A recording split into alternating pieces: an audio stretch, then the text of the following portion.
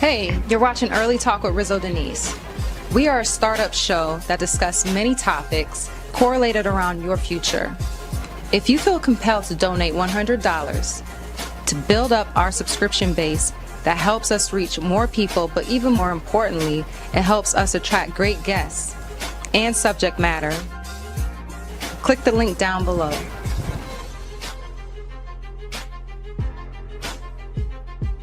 Lift every voice and sing till earth and heaven ring.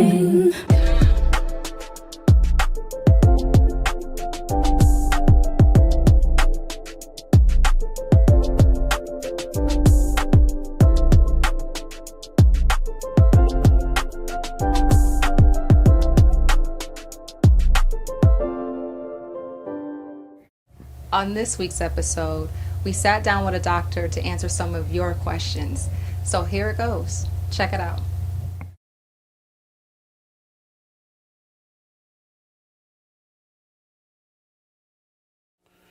Dr. Laroche, thanks for being here. I wanted you to come on the show because I thought it was very important for people to get counsel, if you will, regarding their health, especially at a time like this. There's a lot of people that think they have the right information, and over the internet, as you know, the internet can get a little crazy. So we just wanted to have you here. Thanks for being here. Thank you for having me, Blake and Rizzo Denise. Thank you. Not a problem. So my first question is do you think people of color have equal access to medical treatments? If so, or if not, why? Okay, it's an excellent question. To look at access to healthcare, you have to look at the history of this country. For hundreds of years, Blacks were enslaved, could not read or write. There was a law saying they could not read or write. During Jim Crow segregation, the communities were separated, and only whites could go on to medical school to become doctors, nurses. Blacks were not allowed to do so. Many of the white doctors that came out worked in the white communities. There weren't hardly any that came out to work in the Black community. So there's a tremendous shortage of doctors within the Black community. Even up until today, if you look at my specialty alone as ophthalmology, eye surgery, there are 40 million Blacks in the United States.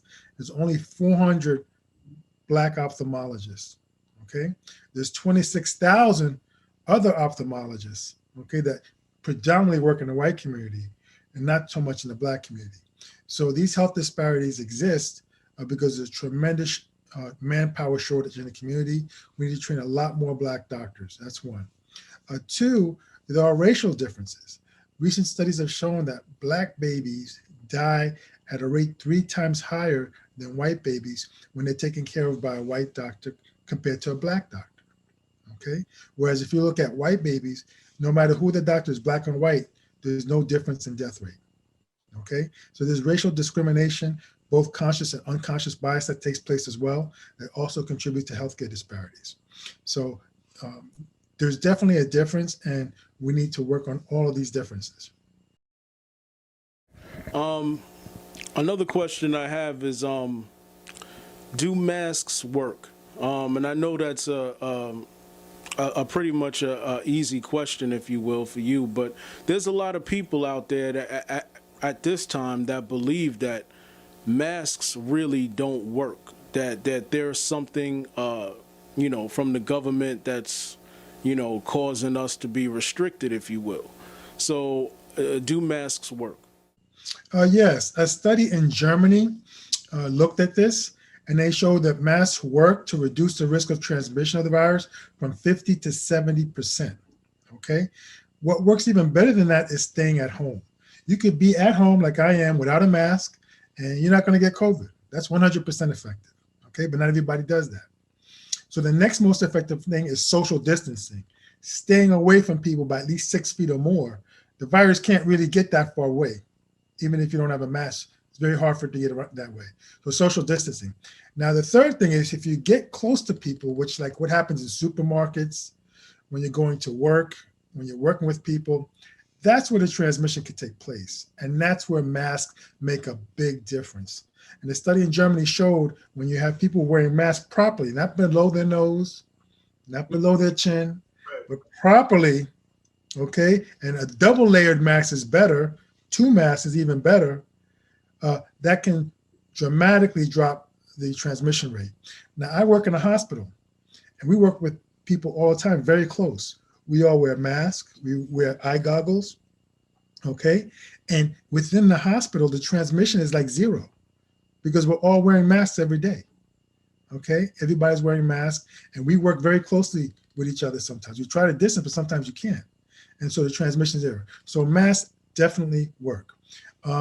In China, in February, in the city of Hubei, Hubei, there were 50,000 cases of COVID. And when they did a social distancing crackdown and shut down of the city, 3 months later, the numbers went down to 244. Okay, so the shutdowns work, social distancing work, masking works. Let me, a lot of times, I want to make this comment regarding the masks. You see a lot of people that wear masks and in the general public. For example, you see politicians, coming to a podium and they take off their mask and they'll put the mask on the podium or whatever. And does it matter in this type of environment the way one would take off a mask? Is that like, because I see a lot of them touching their mask, and things of that nature. How does that work? Well, that's where washing your hands come into play. By washing your hands, because when you do touch the mask, you can contaminate your hands, and you touch different things, you can contaminate different things. So you want to try not to touch the mask. If you do, use hand sanitizer. The nice thing about staying at home and social distancing, it reduces the amount of supplies and hand sanitizer you need. When you do wear masks, you do have to use a sanitizer and try to keep your hands clean when you're going out and about and touching different things, because when you're in a supermarket, everybody's touching different things. They've touched their mask. That's where you have a high risk of transmission, is in the supermarket, because a lot of people come out, they go to the supermarket, they're closer, they're touching things, and that's where the biggest transmission is currently taking place in our society. And that's why the numbers are having a hard time to come down.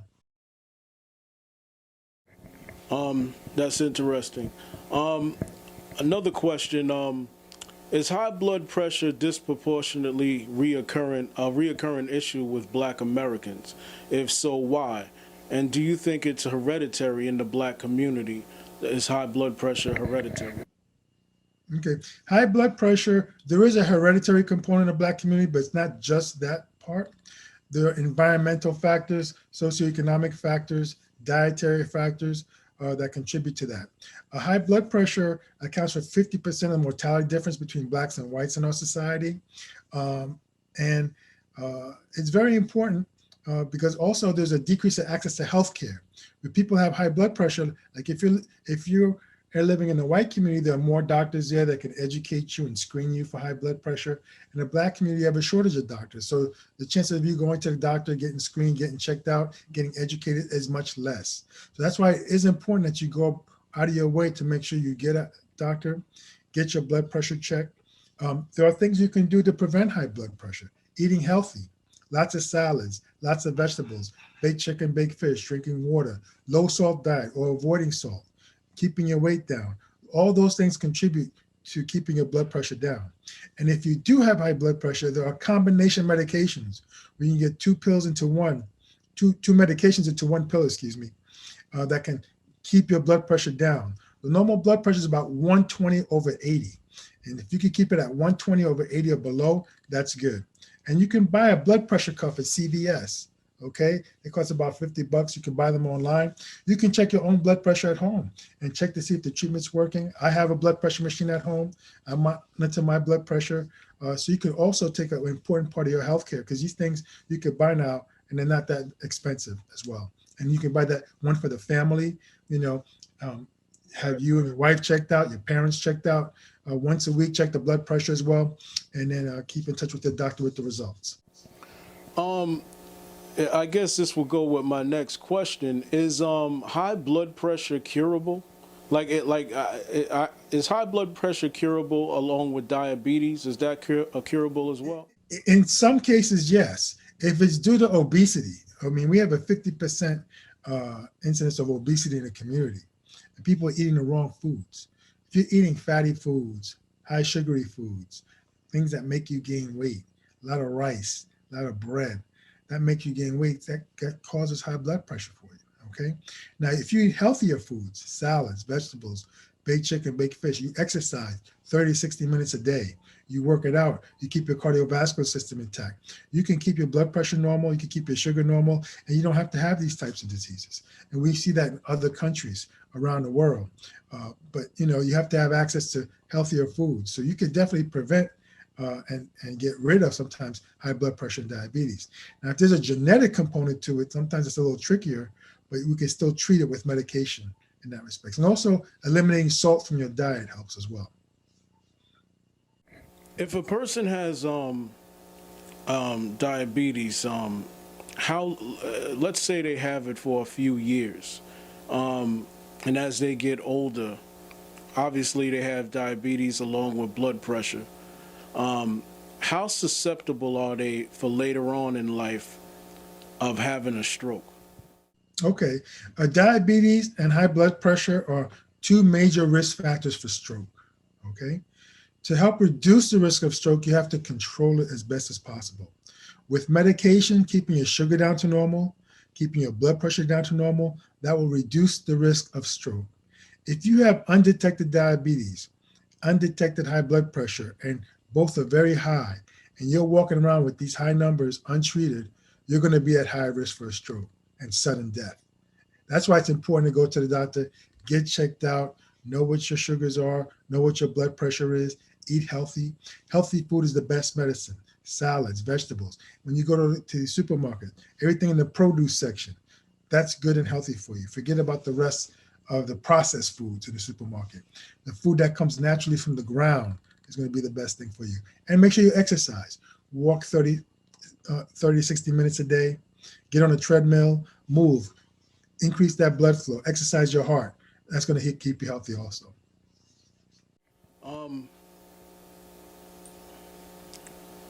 Is that the reason why? Is that the reason why COVID-19 is killing Black people disproportionately? Is it because of high blood pressure and diabetes? Well, within the Black community, we have a higher amount of comorbidities, which is the high blood pressure, diabetes, obesity, and different diseases as well, cancer and different things like that, pulmonary disease, emphysema from smoking, weaker lungs from smoking, weaker immune systems from drinking, so all those things are what's called comorbidities that make us more susceptible. Also, we tend to work a lot of essential jobs, from doctors, nurses, janitorial, bus drivers. We do a lot of the essential services that are out there. So we're always out with a greater risk of exposure to the virus as well. And then within the community, because of the economic disparities, okay, the average net worth of a white family is $171,000, and average net worth of a black family is $17,000. So because of that economic gap, we live in more crowded areas. Instead of living in a big one-family house, perhaps a family of 6 lives in a 2-bedroom apartment. So we're closer living together. Instead of living in a house somewhere, maybe in an island, maybe we're living in a project. So it's a lot of people living in one building, going back and forth close to each other. And if you're not wearing masks, that's even worse. So the virus could spread much more in that setting. So because of all these risk factors and in these settings, we get hit about 2 to 4 times harder within the Black community and Latino community with the COVID infection. Okay, so when people die from this disease, why? Let's say they die in a hospital. Hospitals use this term. A person died due to complications of COVID-19. Now, there's people out there that are saying this person didn't die from this. Why are they saying that it's from COVID-19? But the term complications from COVID-19, What would you say about that? COVID-19 can really do almost anything, okay? It can cause pneumonia, organ failure, heart failure, kidney failure, blood clots. People get their legs amputated, all kinds of things. So the reason it's related to COVID is because usually the person has a COVID positive test. So the patient, when you go to the hospital, they give you a COVID test and you're COVID positive. And the main thing that usually occurs is usually some sort of shortness of breath, okay? And you require oxygen, and you can have lung failures, which is a more common thing. But it can cause all kinds of other things as well. So whatever it is, it could be pneumonia, it could be pulmonary failure, it could be heart failure, because your heart fails because it can't keep up with the rate of breathing that you're doing. You can develop blood clots and then, have died from a stroke. So it's just that complications, it can cause different types of complications. This virus can cause just about anything. And so it's a very dangerous virus.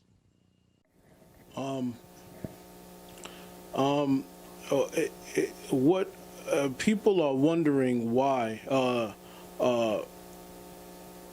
isn't there a pill for this? Like, in other words, why can't they give the patient something that would not cure it, but at least stop the deaths the way it's been happening? Is there a pill or something that the hospitals are giving that's somewhat trying to keep people alive? Well, COVID-19 is a new virus. It's a new virus that no one has seen before. So because of that, we're trying to come up with different treatments to attack this virus to see what works and what doesn't work. We thought hydroxychloroquine was going to be a pill that works, but we've now learned that really doesn't work. There are some pills that do help as part of the treatment. Like sometimes in the hospital, they'll give you steroids to reduce the inflammation in your body. Those are pill. They may give you an antibiotic for you to prevent getting a bacterial superinfection. That's a pill. They'll give you zinc, okay, to help fight off the infection. That's a pill. Vitamin D as well. So there are some pills that are involved in the treatment of COVID-19, but they're not 100%. Okay, it's not 100%. And a lot of people that go in with COVID-19 do leave the hospital after treatment with these medications and with oxygen, okay, to help fight off the virus. So there are some pills that are part of the treatment. But to fight off this virus, the best thing is really not to get it, okay, not to get it at all. And right. Two, now we got the vaccine, which usually a vaccine is like, if this is the virus, the vaccine is maybe like a little piece of the virus to stimulate your immune system so that you will recognize that piece. And so if you ever get infected with the virus, your immune system will attack it right away and kill it. That's the best way to fight the virus. So I have, so basically what you're saying is, are you saying that they're giving you a little bit of the virus to help fight it off? Usually that's how the vaccine works. Usually that's how all vaccines work. Yeah, that's how they work. They get like a just a small piece of the virus so your immune system will be exposed to it. It will recognize it and then attack it. And this has an African concept. The concept of vaccination was introduced into the Americas by an African who at the time was a slave in the 1700s. His name was Onesimus. And during the smallpox vaccine, what he said in our country, when we get these smallpox, he says, they take the pus from the skin. Smallpox create like pimples on your skin. He said, we take that, we cut that, we take some of that pus and we inject it into our colleagues. And what that is that's the immune system of fighting off the smallpox virus, deactivating it. And so you're taking a piece of inactive virus and inoculating someone else with it to protect them. So it's an inactive virus. Inactive virus. Inactive virus. Okay. And so we introduced the concept of vaccination with this early crude way of doing it from Africa. Now we have much safer techniques and better techniques, but the principle's the same. So you believe that black people and people of color should definitely be taking the COVID-19 vaccine? Yes, I understand there's some hesitation because you have to have trust in the government. And during the period of the Tuskegee experimentation, the government was experimenting on black people in that respects, and that was under a racist government and a racist regime. Okay, that does not apply to today. Okay, today we have black people that were involved in coming up with the vaccine. We have black organizations that have looked at the literature, the National Medical Association that have looked at the literature on this and have approved this. Okay, and we have a variety of leaders that have taken the vaccine themselves. Okay, from Anthony Fauci to President Biden. I've gotten it myself at the hospital. All my physician colleagues and nurses colleagues are I've getting gotten it as well. You got it too. Good, good. And so right now, blacks are dying at 2 to 4 times higher the rate than whites from COVID. But right now, whites are getting the vaccine at 4 times the higher rate than blacks, even though we need it the most, because they're running in to get the vaccine. And unfortunately, we're still hesitant because of some of the history, which I understand, but I'm here to help shed light that, look, don't worry about that. The vaccine is safe and you should get it. Now, one of the concerns that I'm hearing that, a lot of people don't like going to a CVS or a Walgreens, or they don't like going to places that somewhat foreign, if you will. Like, it's strange for them to go to somebody that they don't really know, into a store. People aren't traditionally used to going to a store to get a serious medical treatment. Question, why do you think the government isn't allowing doctors' offices, especially when it comes to the older population? And, they're not too adventurous. They don't have access to emails. Like, they're basically old school. Do you think that the government will produce a program to allow older people to go into their doctor's offices to get the vaccine? There will be a rollout eventually. Right now, they're trying to give the vaccine to high priority individuals, medical personnel. Okay, so all the hospitals are getting it right now. The doctors are getting it. The nurses are getting it. The frontline and the medical doctors type thing are getting it right now. So they're distributing to the hospitals around the country right now. There are certain centers that are getting the vaccine to distribute to the high-risk people, the elderly people over age 70, and perhaps employees at doctors' offices.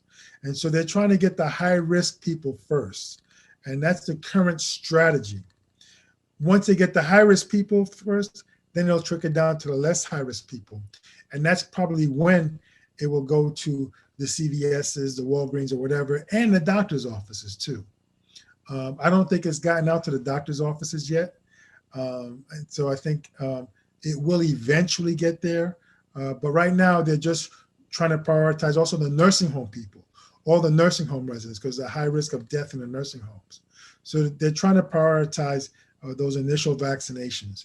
But I think over time, it'll filter down to the doctor's offices also. So if someone wants to wait and go see their doctor, and their doctor says they're going to get it at some point, they may have to wait longer compared to going to a particular designated place where they can get it right now. And if they're willing to stay at home and be safe and just wait till they do that, that's okay also. But that's the rationale for what the government's doing right now. 2 more questions. Some people think that this vaccine this particular disease is similar to the flu, or some don't take it as serious as, can you just tell the people the difference between, what are the differences between the flu shot? I mean, not the flu shot, but what's the differences between the flu and this disease, this COVID-19? The difference is really the lethality of COVID-19 and the number of deaths that occur with COVID-19. The flu, excuse me, can cause a death rate of, like maybe less than 0.5%. But with COVID-19, particularly in the elderly over 70, it can cause a death rate about as high as 10 to 15%. So it's just a much stronger flu type thing that you get with all kinds of potential complications and different things that can occur. So it just attacks your body so much harder than the regular flu that we have, and does a lot more damage. And that's why, at the end of a year, we already have about 500,000 deaths. From the regular flu, usually you have about 20 or 30,000 deaths. So this is a much higher order of magnitude in terms of the lethality and how it can devastate people and just kill people that get this and have comorbidities and have problems. And it's killed people that have absolutely no comorbidities. They are healthy. Someone that could be healthy like me, it could just wipe out, and we can't explain it why. So it's just the lethality is the big difference with this compared to the regular flu. And during this time, how effective is vitamins? The best medicine is healthy food. Okay, salads, vegetables, baked chicken, baked fish, drinking lots of water. With healthy food, you get all the new vitamins that you need: vitamin A, vitamin C, vitamin E, zinc. You'll get all that if you eat a healthy diet. Now, for people who cannot eat a healthy diet, if you have a poor appetite, if you have some particular condition that you just can't eat that much, then I do recommend vitamins. Vitamins A, vitamin C, vitamin E, vitamin D, to help keep your immune system optimized. But if you eat a healthy diet, you don't need supplemental vitamins. You have to also be careful with supplemental vitamins because many of them are not made in this country. And sometimes you get what's called fake vitamins that's made out of like cardboard or something else. And that could actually be more toxic to you sometimes. So you have to be careful. So I encourage patients to, eat a healthy diet first. If they can't eat a healthy diet for whatever reason, or you don't have good access to food, then get multivitamins. Thank you, sir. Everybody, Dr. Daniel Laroche. Excellent interview. Hope to have you back. Thank you very much. I appreciate that. I have an office in Queens Village, 718-217-0424 if you need any eye care. Also, we have a website, www.advancedeyecareny.com. We have videos about eye surgery and eye disease information, glaucoma. January is Glaucoma Awareness Month. So make sure you get your eyes checked for glaucoma to prevent blindness. We can prevent blindness with early cataract surgery and glaucoma surgery, trabecular bypass surgery. And also have a YouTube channel that has both videos on eye surgery, but also on history, Black history from ancient Kemet till today. Excellent. Thank you very much. Thank you for having me, Blake. It's been a pleasure.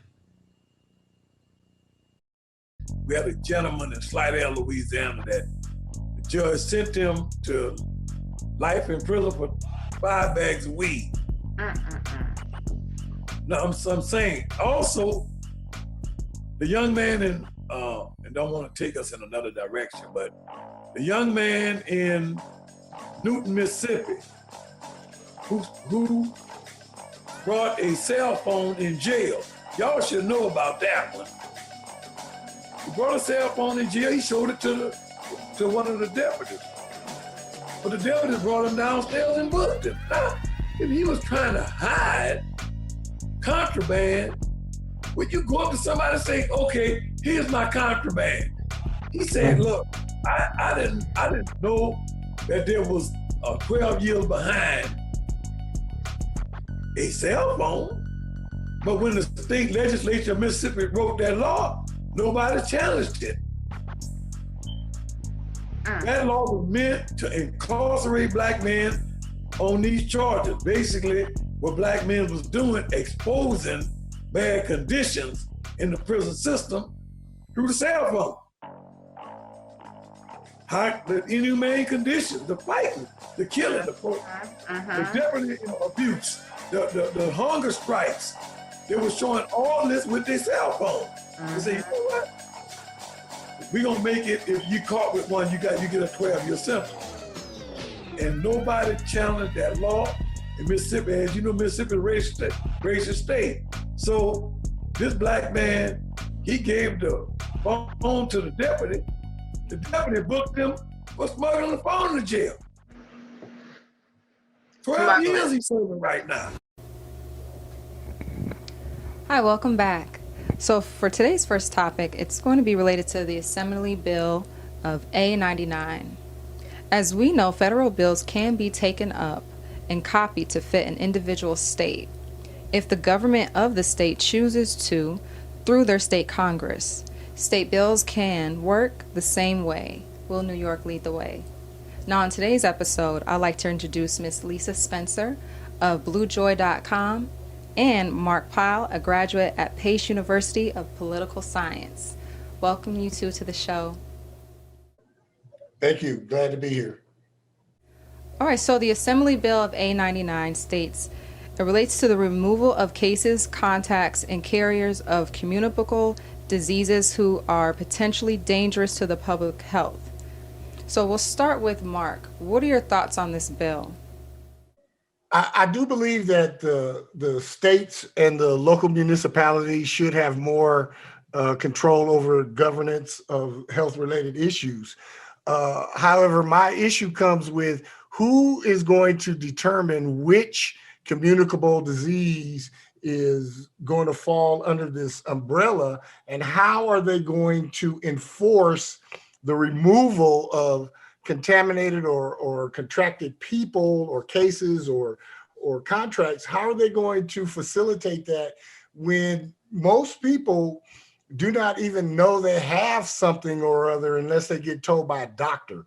So it really looks like this is a well-intended bill. However, I would need to know more about how they're going to, what criteria is going to be used to determine which disease is communicable and which one isn't. Is it going to bring in all the ones that we know already, or is this just for COVID-19 or virus-related illness? And what is going to be done to the people or groups who are being detained? That would be my number one. I would need to know more about that before I say, yeah, this is a great bill. It is something that definitely needs to be brought to the forefront. But I really believe that giving the governor or a health official this wide-ranging and broad authority really could be problematic. Okay. Lisa, what are your thoughts? When a few can cause devastating harm to the whole, then I can see and understand the need for government and state officials to mandate vaccination for everyone. However, with that said, I feel that trust is not given, trust is earned. And there needs to be thoughtful considerations and programs given to earn the trust of descendants of African ancestors who were used in America in cruel lab and experimental testing and just cruel treatment, because our ancestors were not considered human. And so I think that a lot of thought needs to go into this as it pertains to the Black population. There was something I saw online I wanted to read. It was a remark by someone who read the crime bill on the website, and I thought this was pretty interesting. This person goes on to say, this bill is the definition of violating the rights of American citizens. This bill gives far too much unilateral power to the governor and must not ever be passed. It is no wonder why New Yorkers are fleeing this state, As a citizen, I am beyond disgusted with this bill. I really don't have words to describe how low our government has gone to seek out control over the people that they took an oath to serve. It's time to start firing these governmental officials and replace them with officials that will honor their oath to the Constitution over seeking more power whenever and however they can get the chance to obtain it. I think that it is scary when you allow somebody to take power over your life like that just because you may be sick. I thought that was the whole point. If you get sick, you go to the emergency room, or they already put you in isolation at a hospital. But for them to have the power to take you out of your home, where you may have kids that you take care of, or nieces and nephews that you're taking care of, for your sisters or brothers, that's some form of violation to me. So I don't know. We'll see where it goes with it. I think it's a little too much power, like the person in that comment said. Absolutely. And Blake, what do you want to add to it? I'm going to add just a quick thing about that bill, and I think we should also say that we're not sure if this bill is going to present itself this year in 2021. We know under the old Congress, I'm not necessarily familiar with the New York State rules of assembly, but since it was introduced in 2015, it was also introduced in 16, 17, 18, and 19. It'll probably be introduced in 2021 as well. I would like to say that I don't want to look at this thing like it's either 100% or it's not. Like, in other words, in life, there's a healthy balance that needs to take place.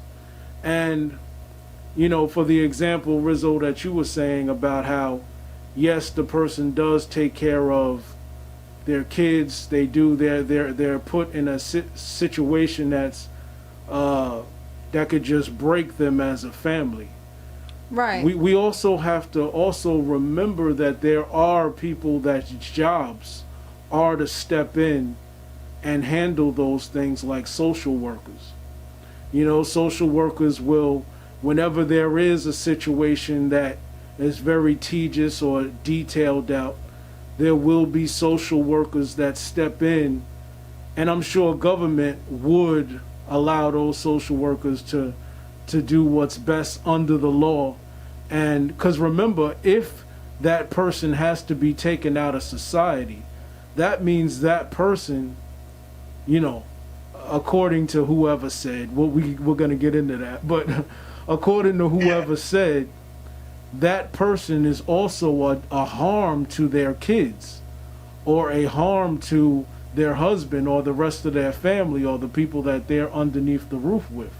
So with that being considered, I'm sure there would be social workers that would step in, that would provide whatever monies that they need to sign up for and things of that nature. But to Mark's point is absolutely correct. We've seen how there could be governors, or in this case, a president who goes crazy with certain privileges and things that he has to run the country. A governor can end up being like a Donald Trump of that state. And so that being said, we have to watch exactly what that governor would try to institute, in regards to a situation like that. But like I said, it's a very tedious situation. I know, Lisa, you had something to say with that. Just understanding this whole detainment part, I definitely understand how that invokes the living fear in people. And again, as my experience as a Black woman and being the descendant of stolen Africans here in America, that trauma is in our DNA, being, separated or taken away from our family. So I can understand why that would cause great concern to any mother and in any home. However, keeping our focus on balance, realizing that with video calling now, FaceTime, there are all kinds of ways that we can be connected while being apart. But I still go back to trust is not given, trust is earned.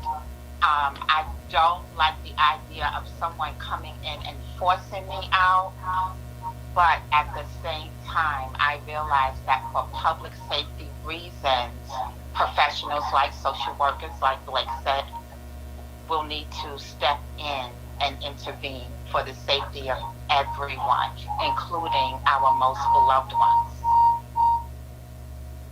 All right, so we'll move on to our last and final topic, Biden's first 100 days. So it goes on to say, what will Biden's first 100 days look like? And what issues should Biden direct Congress to take up first? I like to ask Blake first. What are your thoughts, Blake? What do you think Biden's going to do for his first 100 days? And what would you do if you were in his position, given the fact that there is COVID out and it's affecting a lot of people? Well, I'm thank God I'm not president. But I would say that Biden has a more trickier first 100 days than most.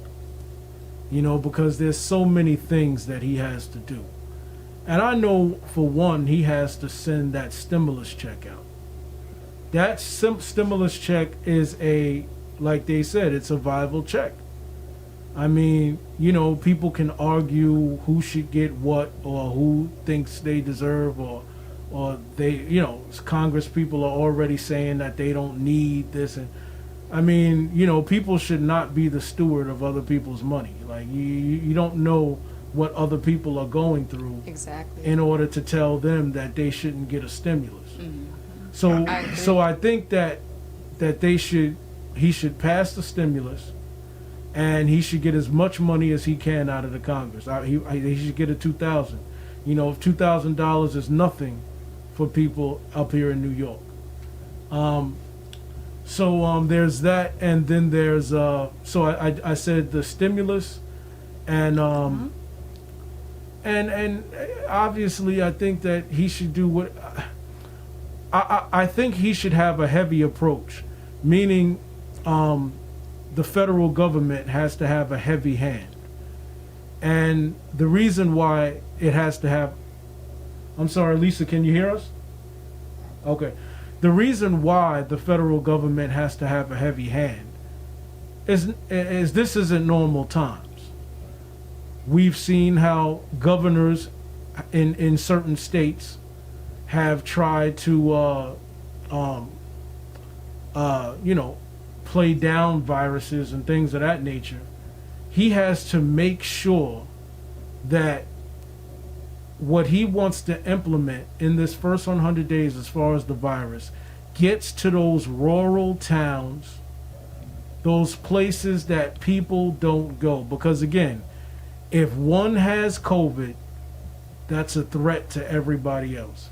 So he has to make sure that those governors do what they need to do. Whatever's allocated, those governors have to make sure it's executed the proper way. Lisa, what are your thoughts on that? What do you think Biden's going to do for his first 100 days in office? What I would like for Biden to do within his first 100 days is make the quote livable wage a relevant wage. Because in my opinion, a paycheck that cannot pay the rent is not relevant. So I say bump this living wage of $15 an hour, because it's not relevant. We need a relevant wage, number one. And number two, to relieve, to send COVID relief, send the stimulus checks.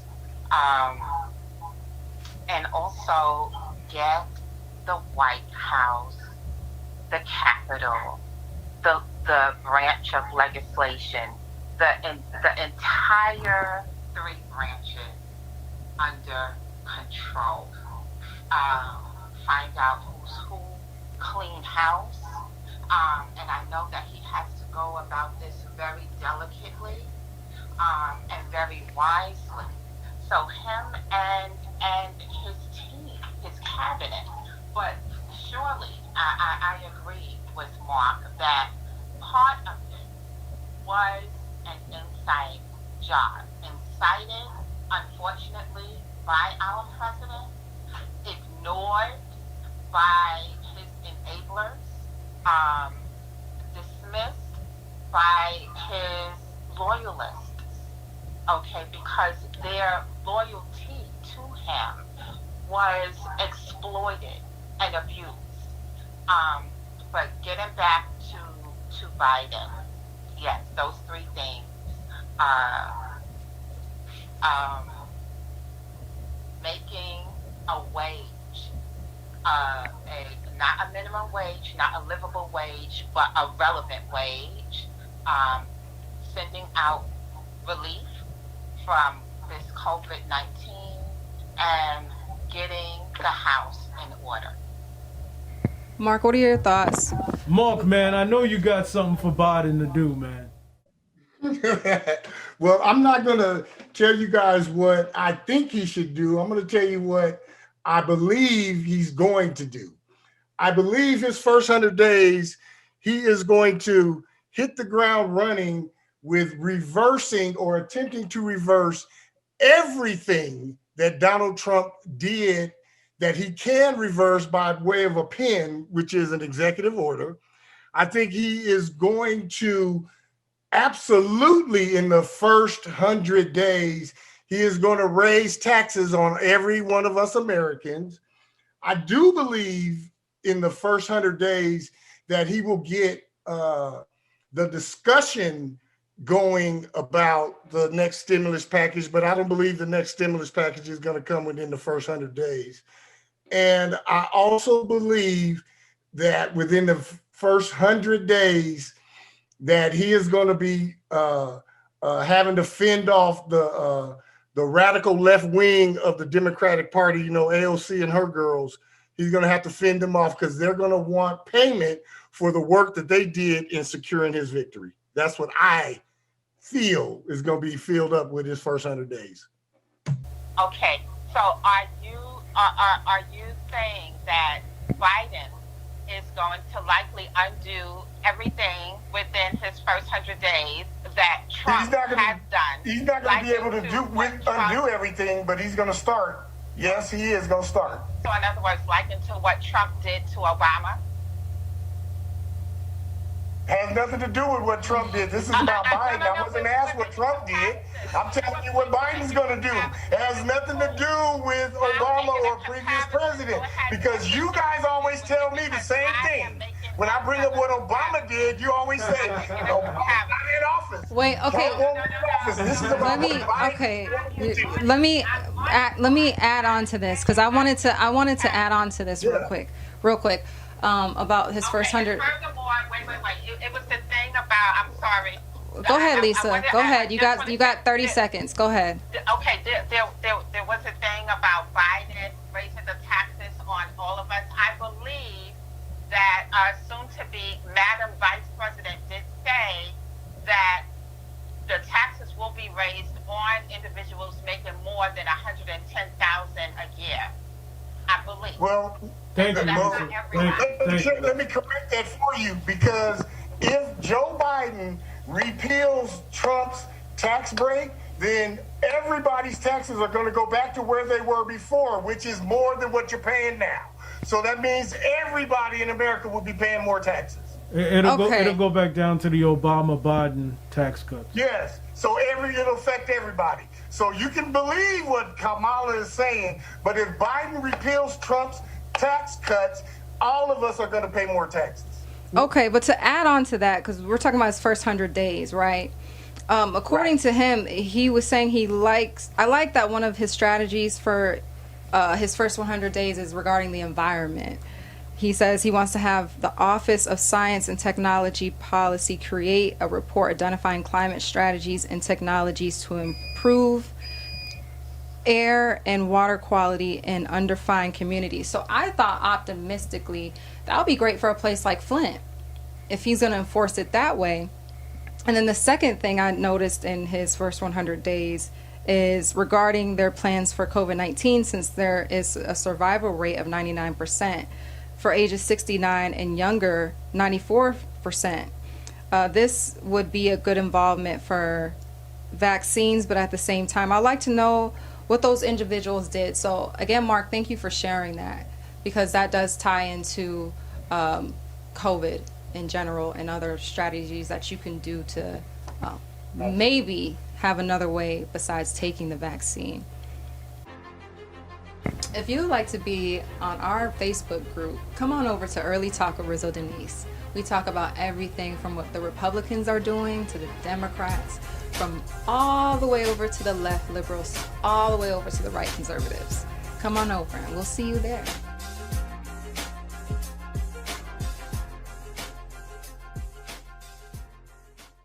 All right, everybody, I want you to give a warm special guest to Norette Bazemore. She is the owner of Bella Latina Cakes.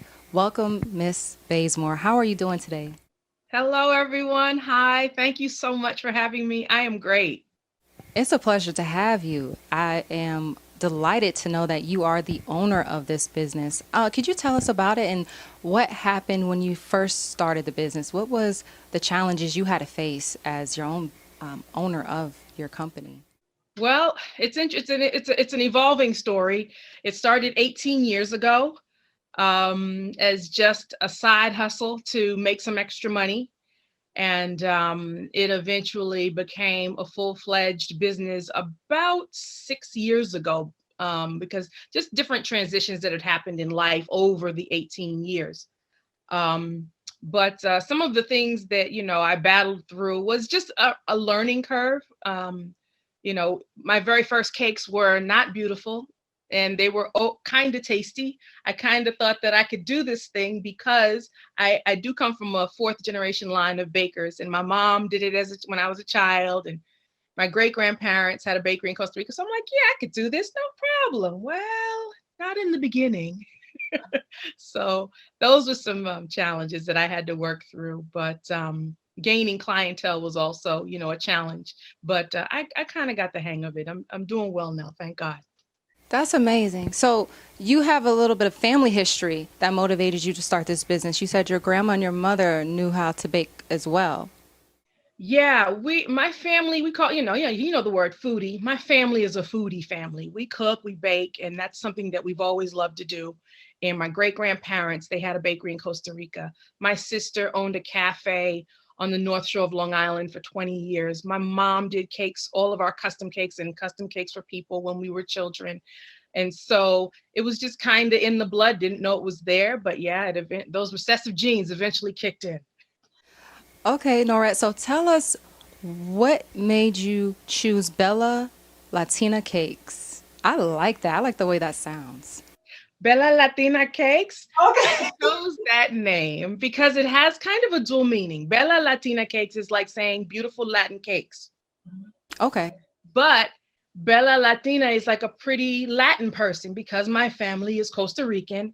I wanted it to be a nod to my culture as well as a nod to the cakes that I create. Right. Okay. And I have like a personal question.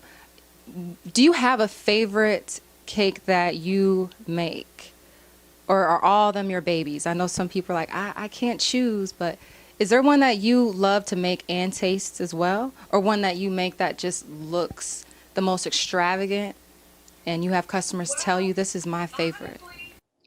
I usually kind of take the feedback of my clients, and one cake in particular that has always been a wow cake is a human heart that I did.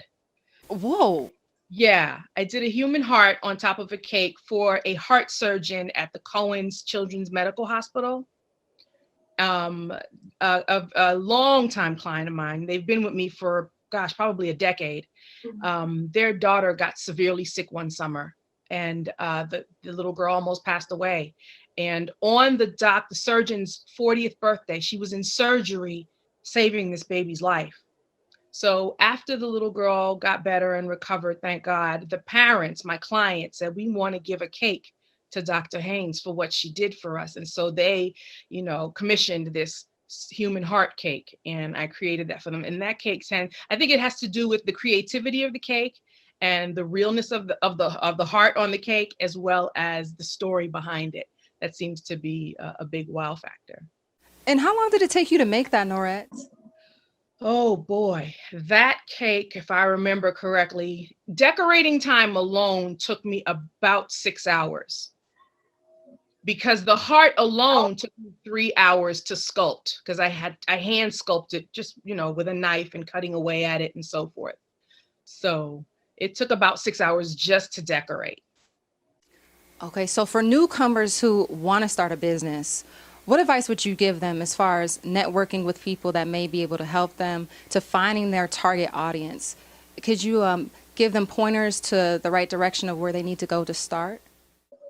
I would say, honestly, start with your own community.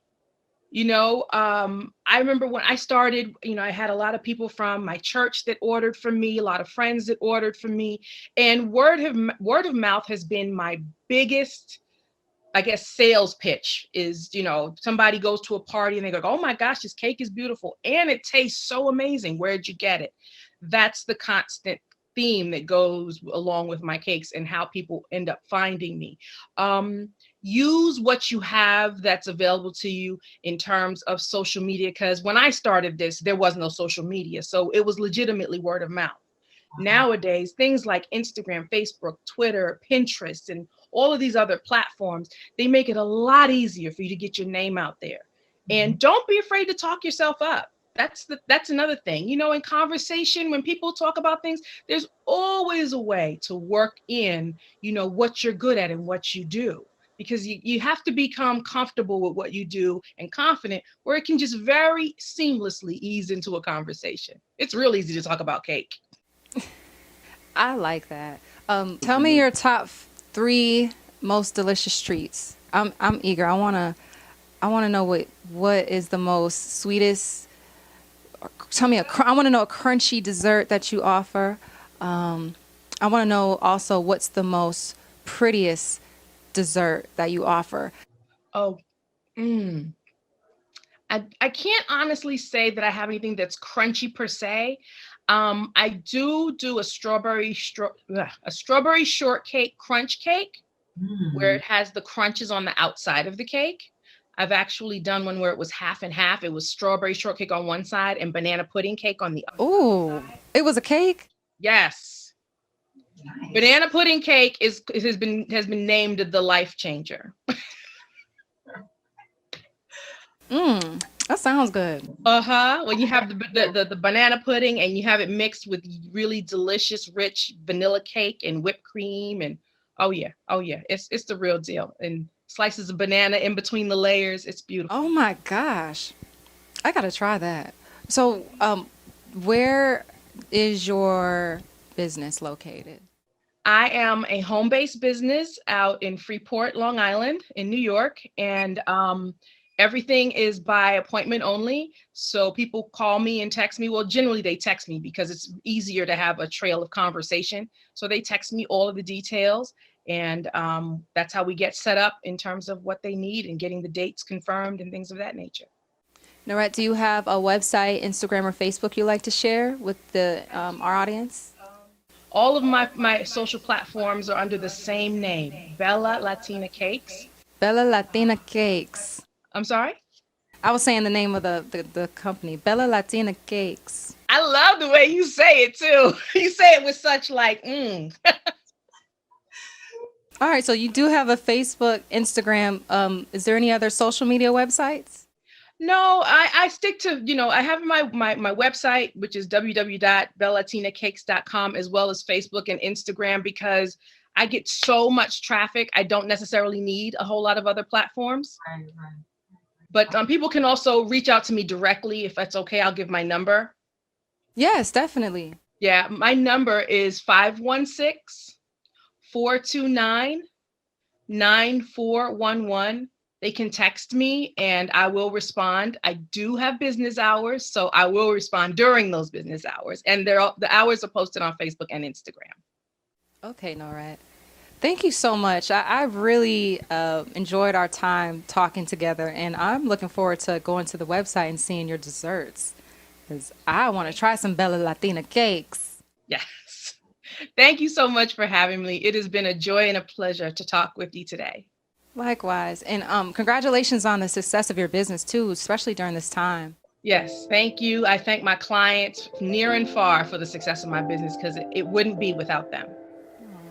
All right, Norette. Everybody, check out Norette Bazemore's website and be sure to get some desserts from Bella Latina Cakes.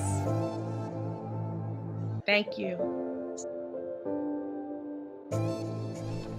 With false equivalents, comparing incensed orange fears lit with wildfires of hate to human beings hungering for generational fruits of equality and justice in an American land of hollow liberty, with babies in cages searching for berries of love where they're long lost, long taken from their mother's arms.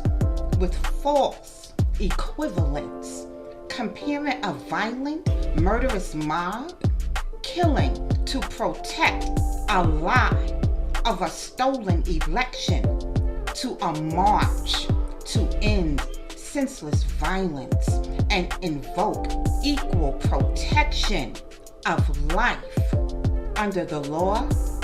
How come? Wake yourself and come again. How do we equate, and why do we care to perpetuate these false equivalencies? If all lives matter, then where is your compassionate say? And why can't we all see that it's not other human beings, be they Black, Jew, disabled, or gay? The hindrance to our secure footing in the land of opportunity is policy.